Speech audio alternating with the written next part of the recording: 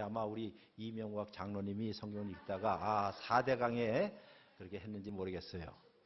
근데 4대 강이 있는 것처럼 우리가 지금 4대 대로 하이웨이에 대해서 배우고 있습니다.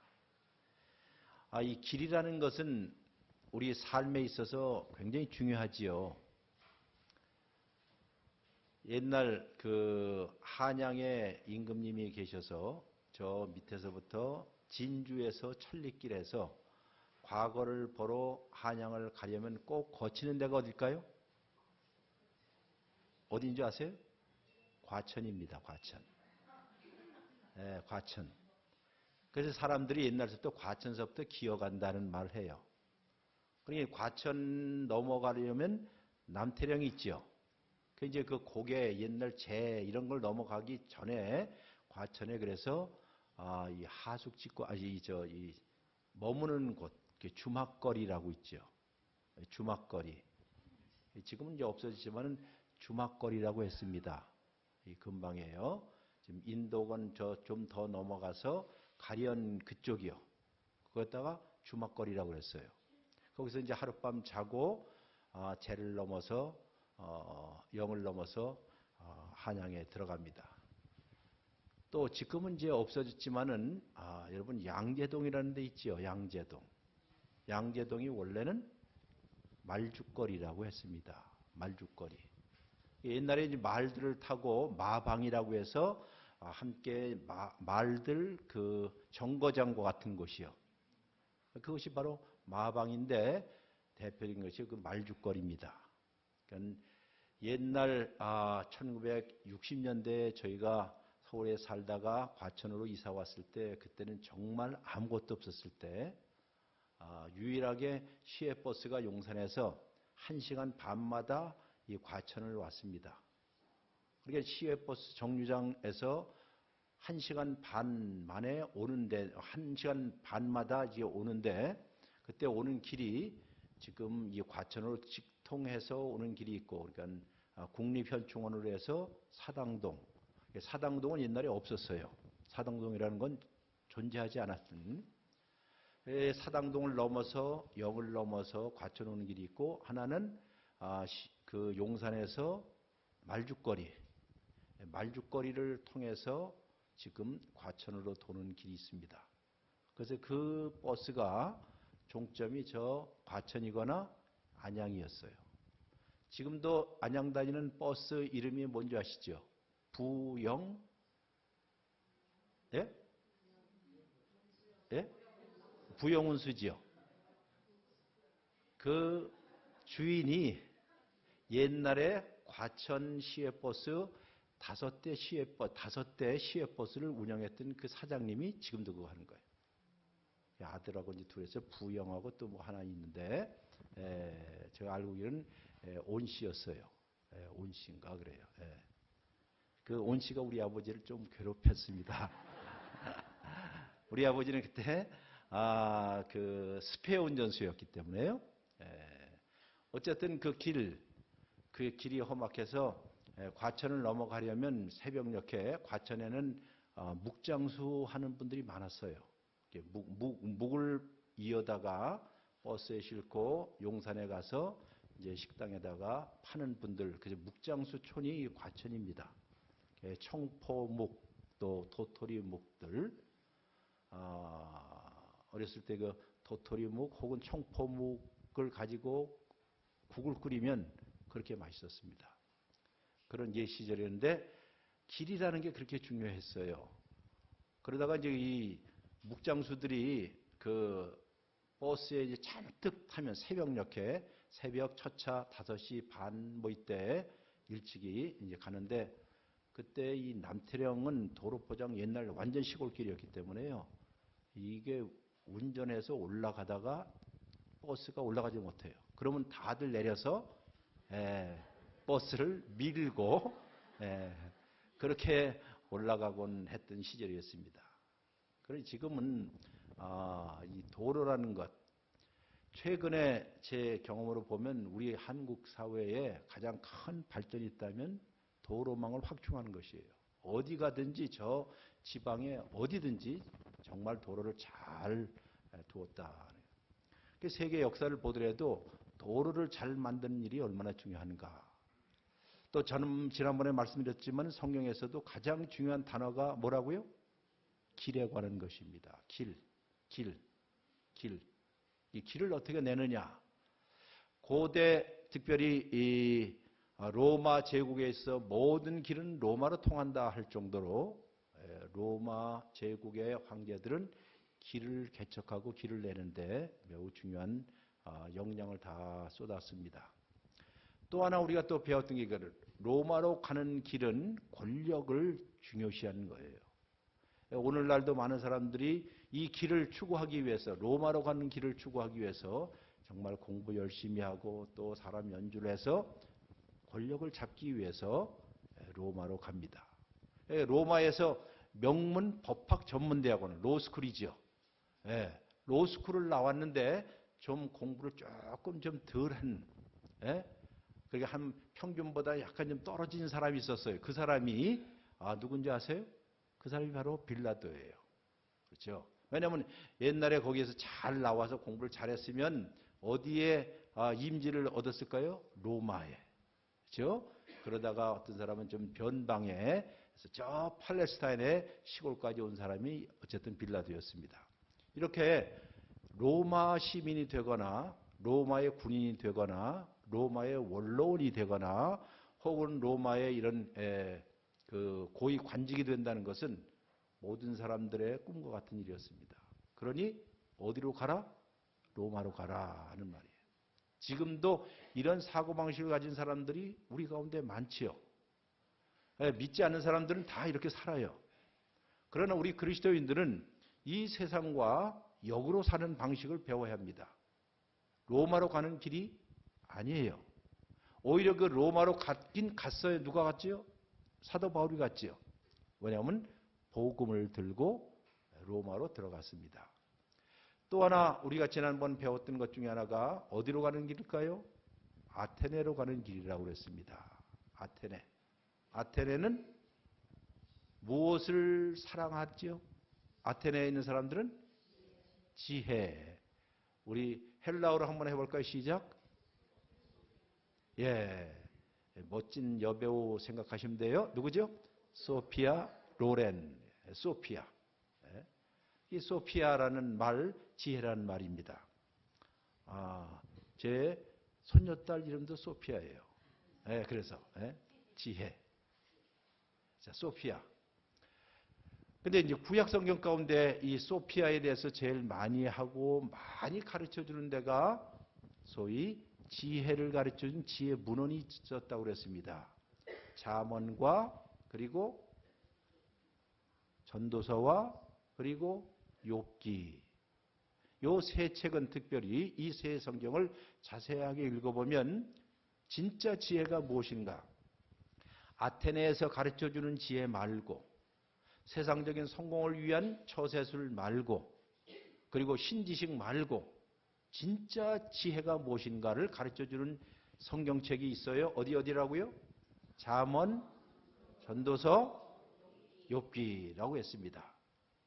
자, 이 잠언, 전도서, 욥기를 우리 하루에 비견하면 하루. 그러니까 하루 하면 대낮이 있고 그 다음 황혼역이 있고 그 다음 캄캄한 밤이 있죠.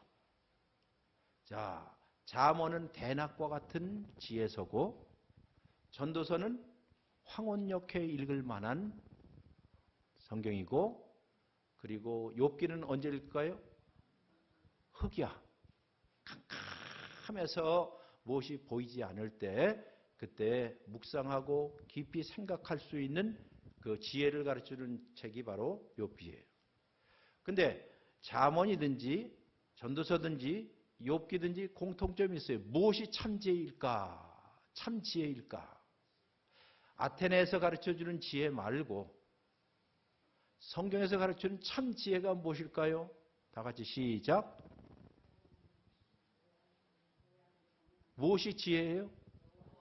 그렇죠. 여호와를 경외하는 것이 지혜의 근본이다. 그랬잖아요.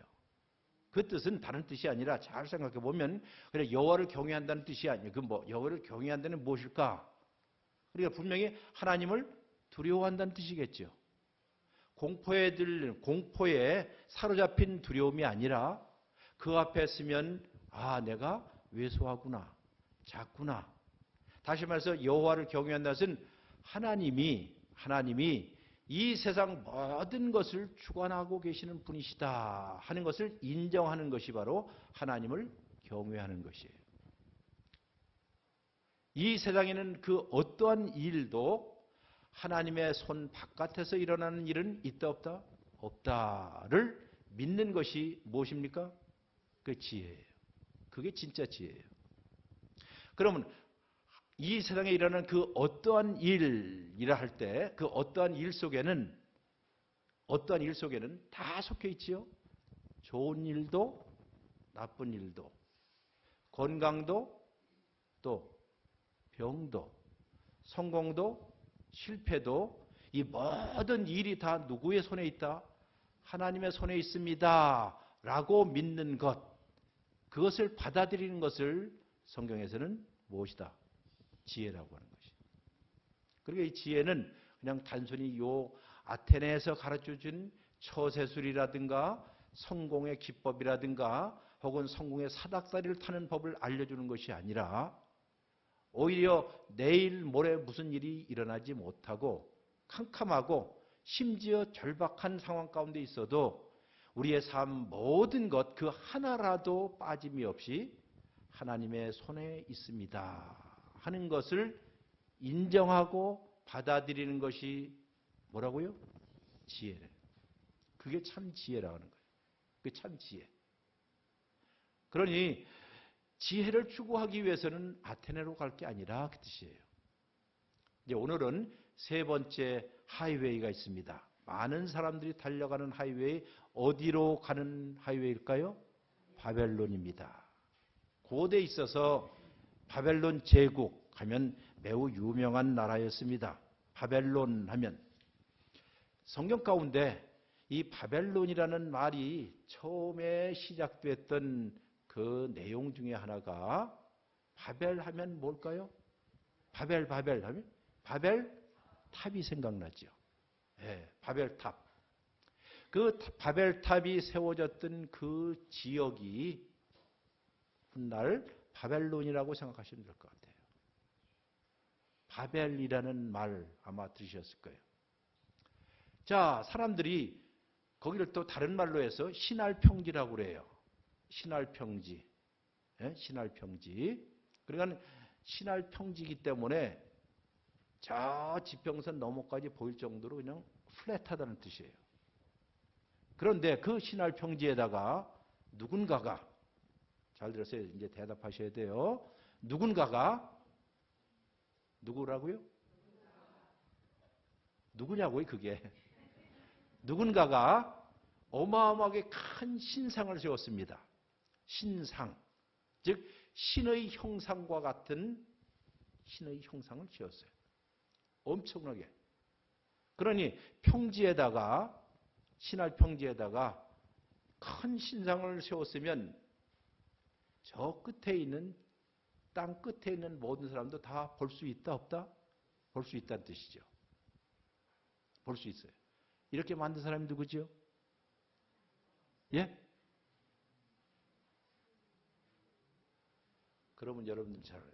제가 이름이 성경 이름이 하나 있어요. 제 이름. 뭔지 아세요? 어떻게 아세요? 다니엘이에요. 다니엘서를 보면 나와요. 다니엘서에 신할 평지에다가 누군가가 어마어마하게 큰 신상을 세웠어요. 누구죠? 느부갓네살 대왕이에요. 느부갓네살 대왕.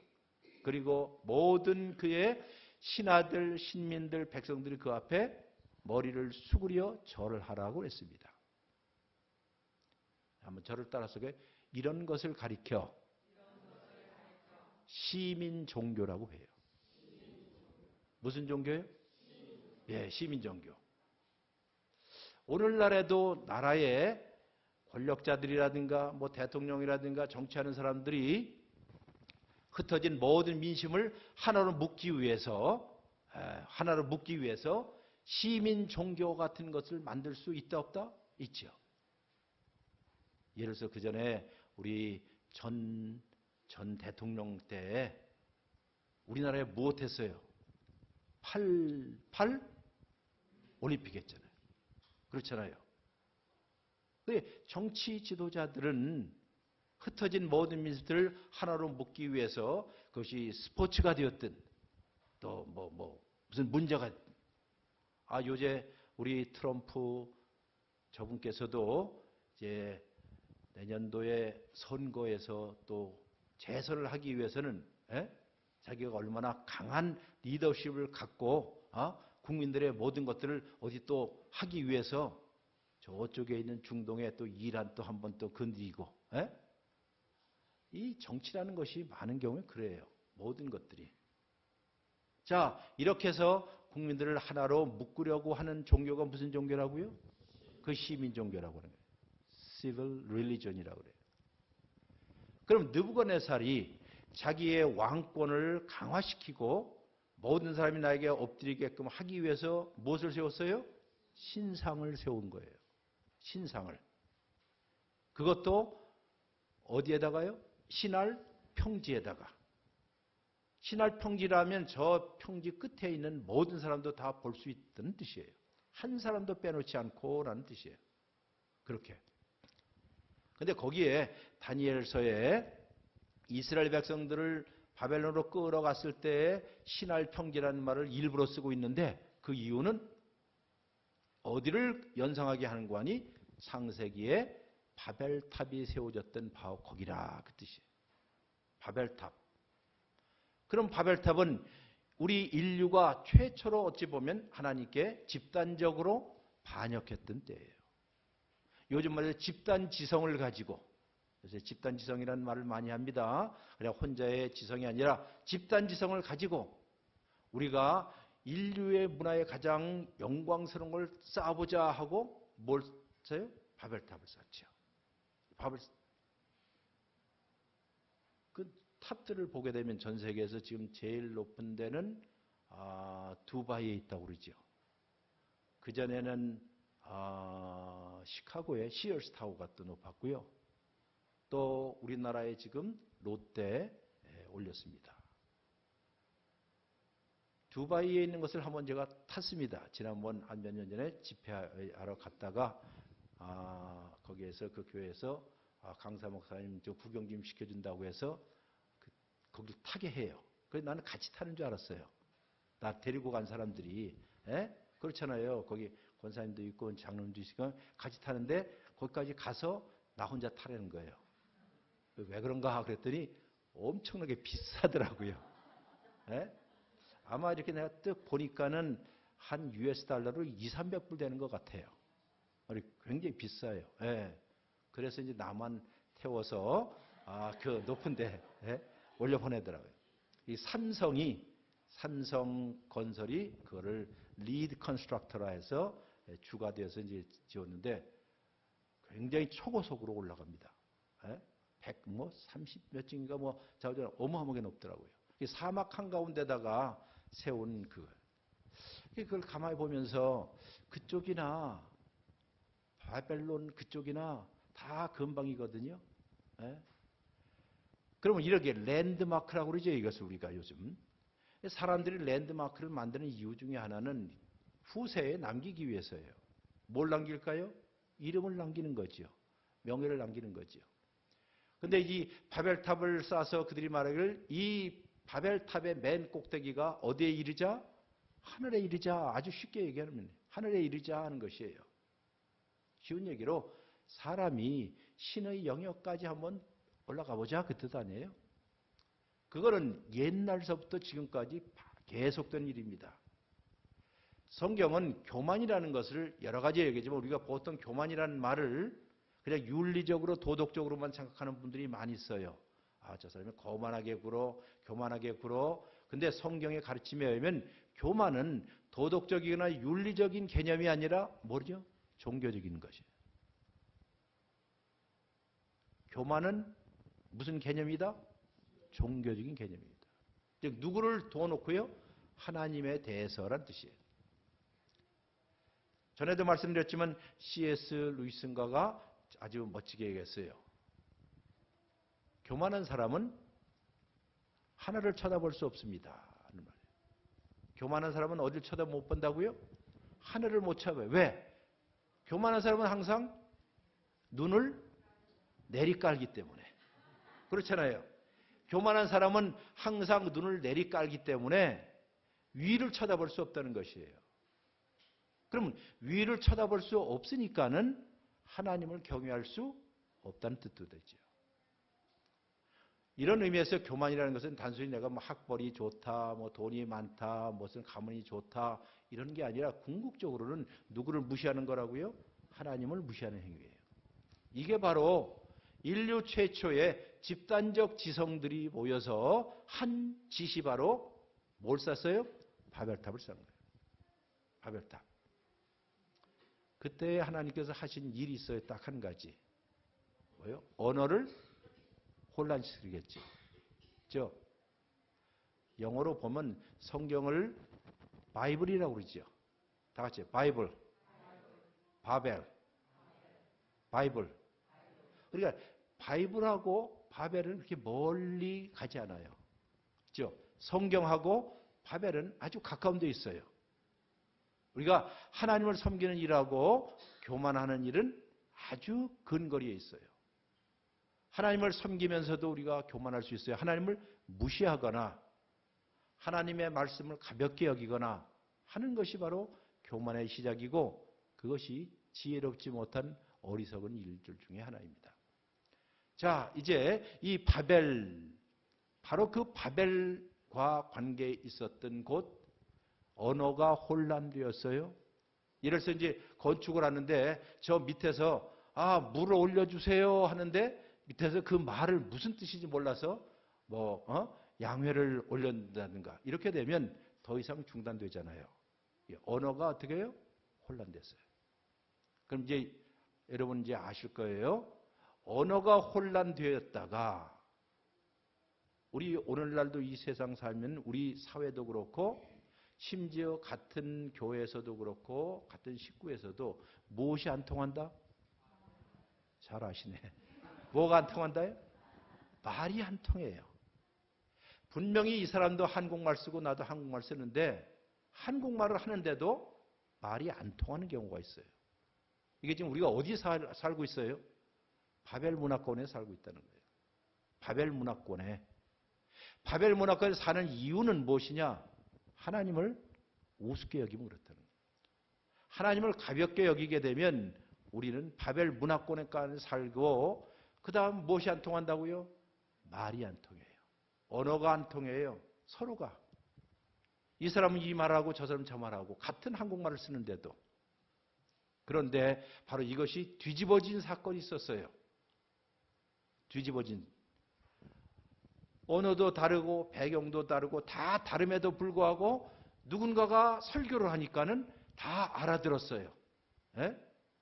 예를 들어서 태국 사람 혹은 미국 사람 혹은 대만 사람 월남 사람 다 있는데 제가 설교를 해요. 설교를 쫙 하는데 여기에는 월남 사람도 아멘, 예? 태국 사람도 아멘, 소련 사람도 아멘, 모든 사람이 다 아멘을 해요. 다 같이 한번 아멘. 왜 그럴까요? 이게 언제 일어난 일이죠? 바로 오순절 때지요. 그러니까 성령 강림이라는 것은 다른 뜻이 아니라 무엇이 일치가 된다? 말이 일치가 된다는 거예요. 언어가 일치가 된다는 것이에요. 그러니까 그리스도인들끼리 서로 말이 통한다 할 경우에는 지금 누가 지배를 받고 있다? 성령의 지배를 받고 있다.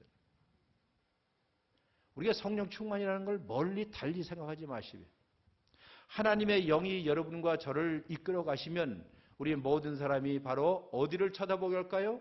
하늘을 쳐다보게 하고 하나님을 경외하게 하고 하나님의 음성을 같이 듣고 그 하나님의 음성 때문에 모든 사람들이 언어가 통일되는 것이에요. 우리 사회도 그렇고 가정도 그렇고 어디를 보더라도 가장 중요한 것은 이 노래를 불러야 할 것 같아요. 시작. 다 같이 시작. 우리의 도.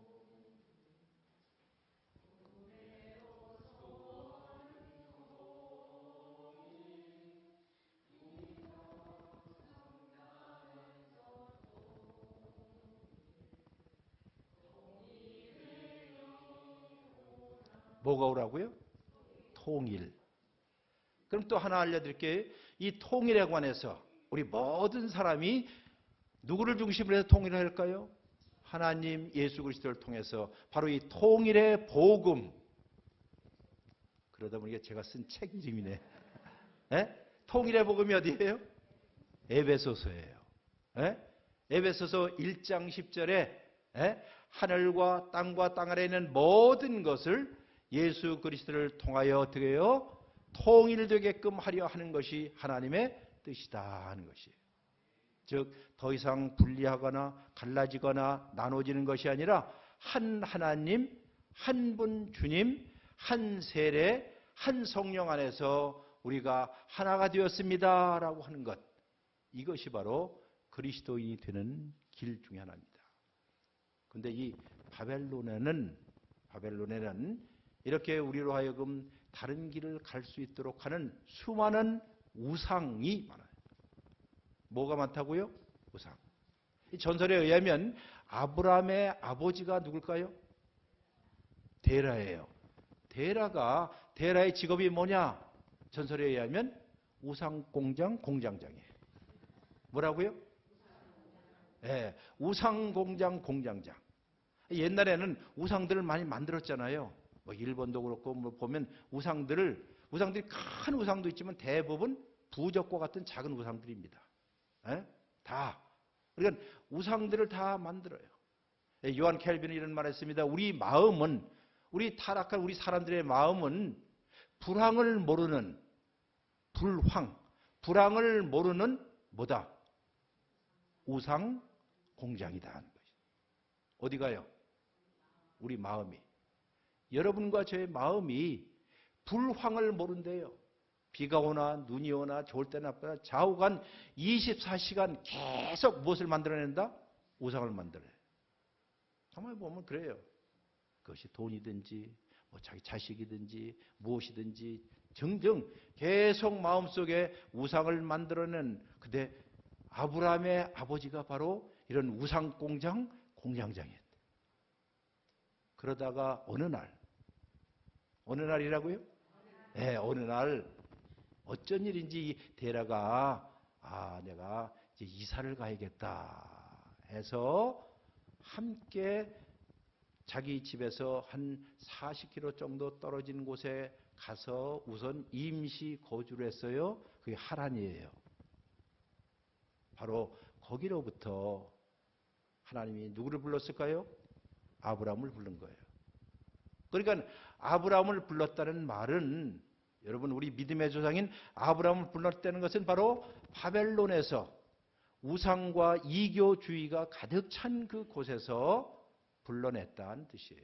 이것이 바로 하나님의 부르심이에요. 여러분과 저를 불러내시는 분도 바로 이런 분이에요. 우리가 소명이라는 말을 하는데 하나님께서 우리를 사랑하여서 먼저 김한무게야 최한무게야 하고 이렇게 우리를 불러내셨습니다. 그리고 부르심에 우리가 못해요? 응답하고 길을 떠나는 거예요. 바로 이 바벨론에서부터 길을 떠나서 최초의 하나님의 부르심에 길을 떠난 사람이 있어요. 누굴까요? 여러분들이 저 다 나눠준 거 다 컨닝하면 다 아는데 이제 보세요. 누굴까요?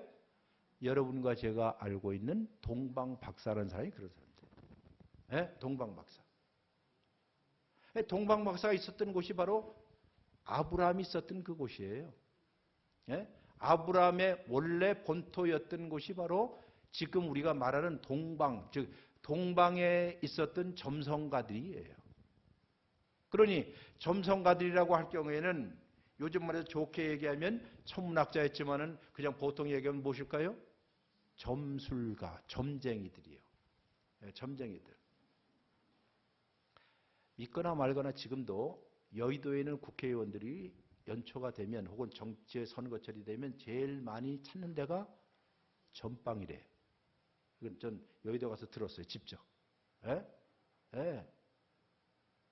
복채가 장난 아니래요. 국회의원 될 사람들 가운데 그렇게 말이에요. 예? 그래 점쟁이들. 하기야 요새는 이거를 멋있게 뭐 역수론 뭐 그러지요. 뭐 철학을 한다 그러네. 저희 어렸을 때 남대문 이 남산에 가면 남산 밑에서 저 위까지 가려면 어떻게 해요? 줄줄이 점쟁이들이 있었거든요. 예. 얼마나 많은지. 연초에도 지금도 토종 비결 보는 분들이 있죠. 예? 예. 여기 있으시면 고해성사하세요. 예. 자, 우선 그래요 이렇게. 예? 그럼 옛날에는 이 동방에서 이 동방 박사라고 하지만 동방 박사가 아니라 제가 농담으로 했지만 이 사람들을 박사라고 하면 제가 기분이 되게 나빠요. 나는 정말 고생해서 박사가 되는데 이 사람들은 그냥 누구예요? 점쟁이들을 갖다 박사라고 그러니까는 성경 어디에도 박사라는 말을 우리가 만들어낸 거예요. 근데 박사라는 말보다도 박수, 점쟁이들. 바벨론에는 소위 이런 사람을 현자라고 그랬습니다. 지혜자, 현자, 바로 아테네 출신과 같은 현자들. 이런 사람들 가운데서 어느 날 점을 보다가 천체를 이렇게 보다가 그때 하나님의 계시를 받은 거죠. 희미한 계시. 성 어거스틴 말하기를 희미한 계시에 무슨 계시라고요? 희미한 계시에. 긴가민가한 계시에 자기의 인생을 걸고 바벨론에서부터 먼 거리를 걷고 했던 진정한 순례자예요. 이게 진짜 그리스도인의 모습이죠. 그러니까 바벨론에서부터 나오는 것이에요. 이것을 우리는 제2의 출애굽이라고 얘기하는 것이에요. 마치 하나님께서 이스라엘 백성들을 애굽에서 건져내서 불러내신 것처럼 그 이스라엘을 제2의 출애굽은 바벨론에 있었던 하나님의 백성들을 불러내시는 것처럼 여기에 동방의 점성가들을 하나님께서 어떻게 해요? 불러내신 거예요. 여기 우리가 꼭 배워야 할 것 중에 하나가 자기들이 온 게 아니라 먼저 하나님이 어떻게 해요? 불러내셨다 하는 것이에요. 예? 하나님께서 불러내셨다 하는 것이에요. 불러내자. 그것이 어떤 사람에게는 희미한 음성일 수도 있어요. 전에도 얘기했지만 교회에 나올 때 여러분들이 뚜벅뚜벅 당당하게 나오셨습니까? 처음에 예수 믿을 때? 아니거든요. 어떤 사람은 크리스마스 때가 되어서 요 근방에서 술 걸치고 왔다 갔다 하다가 교회당에서 들려오는 어떤 찬송 소리에 자기의 마치 어렸을 때 한 번, 두 번 갔던 그 교회 생각이 나서 교회에 온 사람도 있어요. 사람이 하나님 앞에 올 때는 다양한 방식으로 옵니다. 처음부터 여러분이 성경을 다 알고 그리고 교회에 와서요. 목사님이 설교할 때 목사님 설교를 100% 다 이해합니까? 솔직하게 다 이해합니까? 예? 다 못하지요. 부끄러워하지 마세요. 목사님 계셔도 다 해요, 못해요? 그래도 관계없어요. 왜? 희미한 하나님의 음성이 어느 순간 우리의 마음을 놓고 하거나 깨면 그때 확 열리기 시작하니까는 계속 들어야 되는 거예요. 그게 아무것도 아닌 것 같지만 계속 듣다가 어느 날이라고요? 어느 날 그게 팍 마치 깨지듯이 그 속으로 들어요. 이게 하나님께서 우리를 부르시는 방식입니다. 계속 방식. 이렇게 해서 길을 떠나서 한 800km, 900km 이상 먼 거리를 순례해서 온 사람들, 바로 그 사람들이 누구라고요? 동방? 이제 이 정도의 이 사람들에게 뭘 줘야 돼요? 박사학위를 줘야죠. 바로 그때로부터 뭐가 됐어요? 동방 박사. 근데 이 동방 박사도 아시다시피 거기까지 끝까지 오진 않았죠. 예루살렘에서 잠깐 길을 잃어버렸다고 그랬잖아요. 예? 농담반 진담으로 왜 잃어버렸을까요? 아, 이것도 잊어버리셨네. 왜 잃어버렸을까요? 별을 보고 왔는데 예루살렘에 네온 사인이 너무 밝아갖고, 예? 예루살렘에 네온 사인이 너무 밝아갖고 뭘 잊어버려요? 별을 잊어버려요. 지금도 생각이 나는데, 우리 전 장로님이 경기과학고 교장 선생님 있을 때 우리들 초청을 해서 거기에 현미경, 엄청나게 비싼, 굉장히 비싼 현미경 아니에요? 예. 그거를 그 새 건물 꼭대기에다가 지어놓고 이제 그걸 구경하러 갔습니다. 그때 밤에. 근데 불행하게도 못 봐요. 왜? 수온이 너무 밝아. 예? 예. 그러니까 천문대 같은 거는 다 어디에 저 산속 뭐 이런 데다 하잖아요. 환한 데는 이거 우리 육안으로도 볼 수가 없잖아요. 이미 별이 떠 있음에도 불구하고, 예, 별이 떠 있음에도 불구하고 캄캄한 뭐 지리산 피하골에서 보인다 안 보인다? 잘 보이죠. 그러나 환한 데서 절대로 안 보입니다. 이 이야기는 그저 여러분들에게 쉽게 우리가 신앙생활을 그 길 자체가 잘 가는 일도 있지만은 때때로 네온 사인 때문에 무엇도 잊어버려요? 길도 잊어버릴 수도 있어요. 그리고 우리 신앙생활이 항상 똑바로 가는 것은 아니에요. 때때로 넘어지기도 하고 이럴 때도 있어요. 그때에 또 알려주지요. 유대의 왕이 어디서부터 태어났습니까? 하니까는 전혀 예측지 못한 대답이 오죠. 누구한테 왔습니까? 예루살렘에 있는 신학자들, 예루살렘에 있는 구약학자들이었습니다. 뭐라고 그랬어요? 에브라다야 너는 유대 골 중에 결코 작지 아니하도다. 그러니까 그것을 암송해낸 사람들, 외운 사람들은 다 누굴까요? 교회 생활을 오래 한 사람, 적게 한 사람? 오래 한 사람이에요. 신학자들이고 목사들이고 전도사들이고 이런 사람 다 알아요. 다 알면서도 그 인간들은 베들레헴까지 갔을까요? 안 갔을까요? 베들레헴까지 안 갔어요. 예루살렘에서 베들레헴까지 그저 한 10km도 안 되는데 이 사람들은 900km를 걸어와서 예수님을 만났지만은 뭐 좀 안다는 사람들, 이런 사람들은 지식은 많아요. 이 지식은 어디서 배웠을까요? 어디서 배웠죠? 이 아테네식이에요, 이게. 에? 아테네식의 지혜를 배운 사람 지식은 많이 갖고 있어서 알아서 알지만은 그 발이 움직이지 않아서 베들레헴까지 가지 않습니다. 한번 저를 따라서 할까요? 제자 도는, 여기 도자는 무슨 도자지요? 길도지요. 제자의 길은, 다 같이요. 제자의 길은, 제자 도는 입으로 하는 게 아니라 뭘로 하죠? 그렇지, 발로 하는 겁니다. 발로 하는 거죠. 예? 그러니까 교회에서 아무리 제자도에서 뭐 배우고 또 어디 교회에서는 뭐 제자도 엄청나게 하고 신학교에서 제자도라는 과목도 있어요. 그런 걸 열심히 가르쳐요. 그런데 아무리 가르쳐도 아무리 배워도 아무리 말해도 직접 못하지 않으면, 걷지 않으면 안 된다는 뜻이에요. 걷지 않으면. 그러니 이제 네 번째 길이 나온 거예요. 그래서 누구의 길일까요? 가지 않은 길이죠. 가지 않은 길. 여러분, 가지 않은 길을 하면 그 유명한 누가 떠오를까요? 이 시. 이거는 우리 정공수 장로님이 제일 잘하실 것 같은데 누구죠? 퀴즈입니다. 아는 분. 네. 가지 않은 길. 이게 유명한 시인. 저기 미국의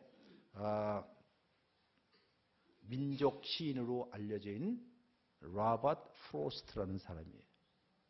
한번 해볼까요? 로버트 프로스트. 발음이 좀 안 좋지요. 그러면 자, 로버트 프로스트. 이렇게 하면 되죠. 로버트 프로스트. 이렇게 하면 돼요. 자, 로버트 프로스트라는 이 미국의 시인이 쓴 유명한 시. 그 양반이 사는 곳이요, 미국의 저 동부인데요. 참 아름다운 곳이 버몬트 지역. 혹시라도 돌이 있으면 나중에 가을 단풍하면 미국의 굉장히 많은 지역 가운데 가장 아름다운 지역 중에 하나가 미국 동부의 버몬트라는 데인데 그쪽에 살았던 그런 시인. 근데 그 양반이 쓴 시가 가지 않은 길이에요. 가지 않은 길, 혹은 밟지 않은 길. 그 시는 여러분 잘 아실 거예요. 가을에 단풍은 무슨 색이다? 단풍은 무슨 색이죠? 예? 단풍은 무슨 색깔이죠? 예. 저 빨간색이 많지요? 예. 그런데 빨간색보다도 노란색 단풍. 그래서 그 시에도 노란색 단풍이 나와요. 잎새가 노랗게 되어 있는 가을에 단풍이 지었을 때 산보하러 나갔다가 걷다가 갈림길이 나와서 보니까는 이쪽 길 저쪽 길 쌍갈래길이 졌다 그 뜻이에요. 이렇게 내다보니까 아마도 이 길을 가다 보면 저 끝에서 서로 만날 수 있을 거야. 근데 나 오늘은 어느 길로요? 가지 않은 길로 갈 거야 하고 그 길을 가게 됩니다. 그리고 그 시의 맨 끝은 바로 그 길 때문에 모든 것이 바뀌었습니다 하는 그런 아주 명시입니다. 자, 무슨 길이라고요? 가지 않은 길. 자, 로마로 가는 길도 있었고요. 또 아테네로 가는 길도 있었고, 그 다음 바벨론으로 뚫리는 길도 있었어요. 이제 우리가 가는 길은 바로 가지 않은 길이에요. 바로 이것을 우리는 순례라고 얘기하기도 하고, 우리 교회의 목표처럼 천성을 향하여서, 여러분 여기 천성 갔다 오신 분 있어요? 없죠? 아무도 없죠? 그러나 우리는 다 천성을 향하여 길을 떠난 순례자들로 우리에게 하나님께서 뭘 준다? 쉼과 힘을 주시는, 바로 이렇게 해서 순례의 길을 떠나는 길이에요.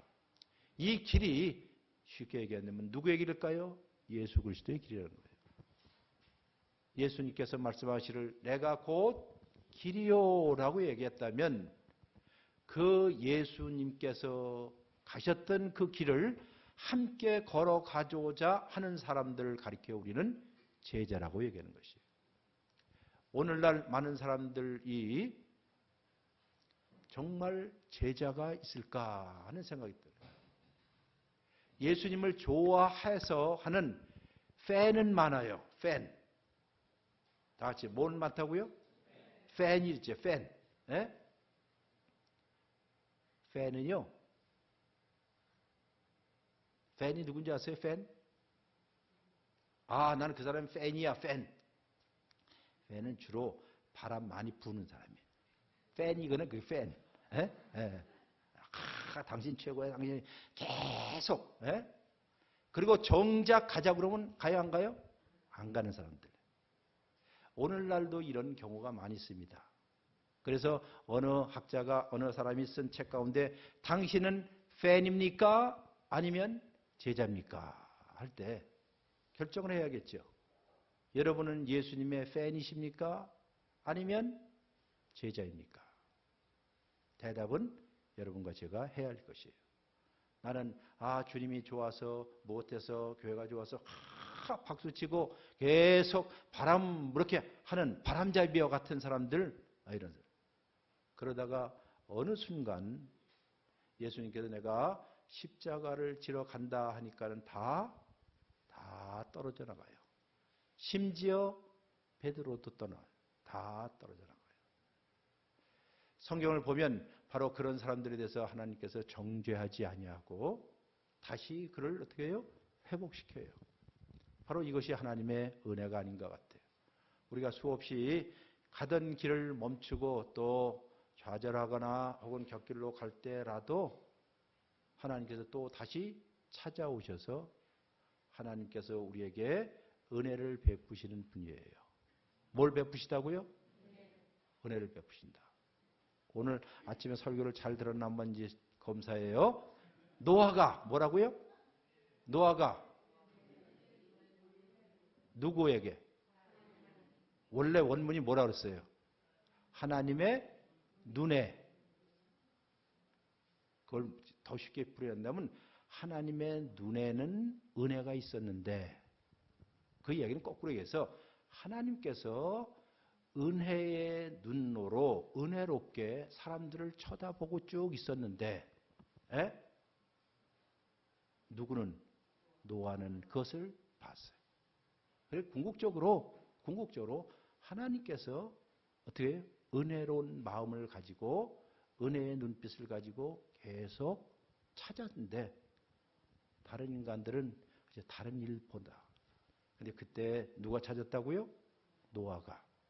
그러니까 찾는 순서를 보면 사실은 누가 찾았을까요? 하나님이 먼저. 왜? 하나님의 눈 안에 계신 그 은혜가, 하나님의 은혜로운 눈이, 하나님의 자비로우심이 불쌍히 여겼어요. 누구를요? 노아도. 그때 노아가 바로 그것을 발견한 것이죠. 여러분도 저도 여기에 가지 않은 길이라는 게 바로 그런 뜻일 거예요. 우리가 가다가 넘어진다 할지라도 하나님께서는 계속해서 어떻게 해요?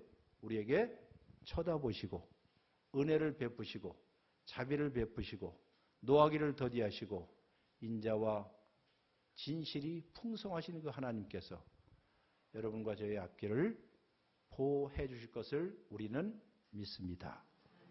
이것이 바로 하나님을 못하는 거라고요?